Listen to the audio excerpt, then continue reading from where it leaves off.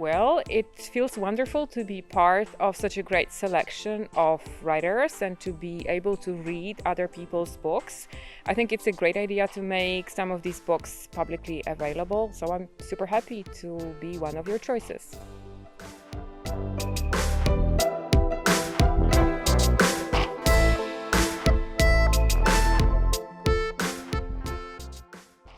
I think it's quite clear that the planetary catastrophe, climate change, for instance, is the greatest problem that we're facing nowadays.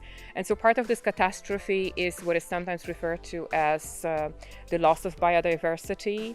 And the loss of biodiversity, in fact, means that other species, non-human animals, are dying off at a very fast pace. I think that the future largely depends on whether we can come to terms with the fact that survival is a collaborative project, and that we have to start thinking about other beings, non-human animals and non-human processes on this planet, both for ethical reasons and because our own survival depends on others.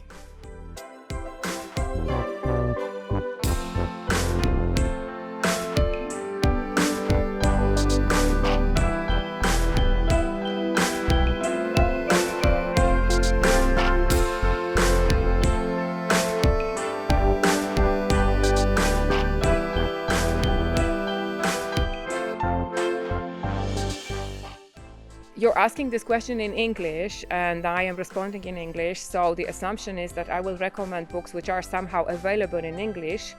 And this is already a little problematic for me because I think the dominance of English is also an ecological problem in some sense, because it leads to a marginalization of the so-called smaller languages. And I think that very often the cultures and the literatures of the so-called smaller languages are extremely valuable. So I would suggest please look to the so-called peripheries whenever you can, because that's where inspiration comes from. As far as Polish writers are concerned, we have our new Nobel Prize laureate Olga Tokarczuk, whose work is very much engaged in the questions of ecology and the question of the animal. So this is definitely a recommendation from Poland. I also recommend Polish poetry, which I think is really wonderful.